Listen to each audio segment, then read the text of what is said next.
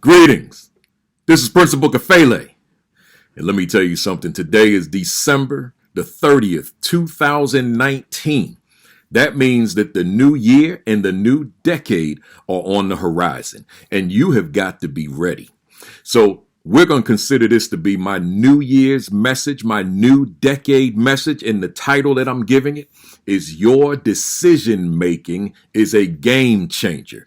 Once again, your decision making is a game changer. Last year, this time, I made a video called Your Attitude is a Game Changer. But now we're going in a different direction. Hey, young people, your decision making is a game changer. What are you talking about, Principal Kafele? I'm glad you asked. You know, when I talk about your decision making, I mean everything you do. There's a decision that accompanies it. See, it's either you can go left or you can go right. Now, that may reverse on the screen, but my left right now. Left or right.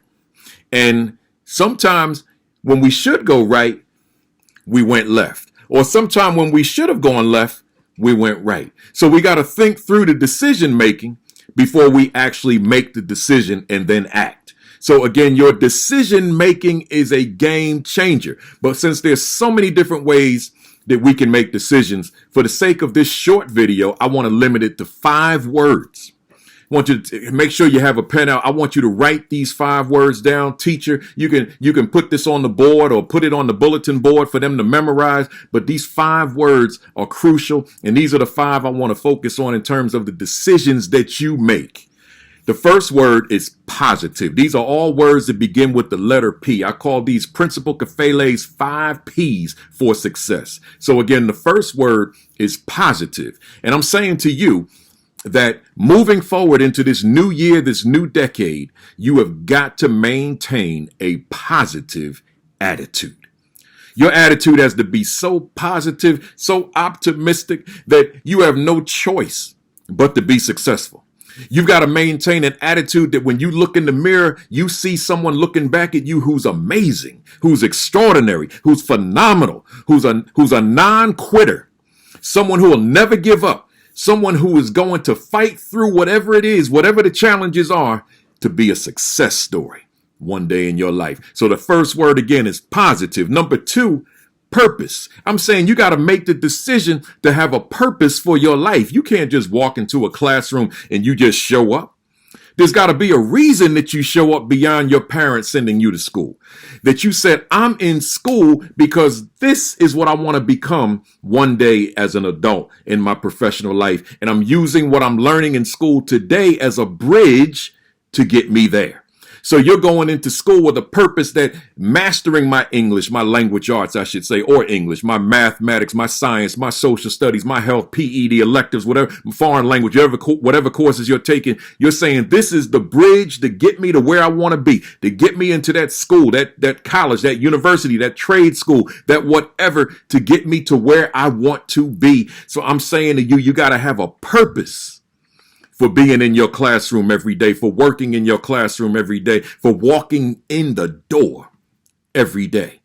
Word number 3, prioritize. Man, that's a big one. I'm saying if you're going to be the success story that I know that you can be, that I know you will be, you've got to prioritize your life. That means you got to put things in order. So, for example, when you're home, you know there's homework to do. You know there's studying to do. You know there's reviewing to do. So therefore, that can't be the time to be on social media. That can't be the time to be on the phone. That can't be the time to listen to the music. That can't be the time to hang out with the friends. That can't be the time to FaceTime your friends, unless you're talking about the work. That's the time for you to get the work done. That's the time for the homework, the studying. If your teacher assigned a documentary, to watch the documentary. If you've got a project, to engage in the project. But whatever it is, you gotta prioritize. So therefore, the things that are important to your academic growth and development, that's what comes first, and everything else is secondary. Word number 4, planning. You've got to plan your life. You've got to plan your activities in school. So it starts with this little itty bitty thing called a goal. You got to set your goal. What grade, when I talk about your goal in this regard, I'm talking about your grade in class. What will your grade be this marking period? So that's your goal. Now, how will you get there? That's your plan. You need to write out a detailed plan of what are the things you need to do in class, a list of what are the things you need to do in class every day, and what are the things you need to do at home every evening. That's your plan, your strategy, your blueprint toward achieving your goal of whatever that grade you set at the start of the marking period. But you can't walk in there without a plan. You got to have a plan in life. Everything you do in life has got to be planned out, and that includes you as a student in your classroom. You've got to have a plan. The final word is a big one. It's called persevere. I'm saying to you that there will be challenges. There will be difficulties. There will be roadblocks. There will be detours, right? It's the work is difficult at times. Other times it's a little bit easier. But when it gets difficult, when it gets challenging, when it becomes demanding, when you see those obstacles, when you see those roadblocks, that's not the time to quit.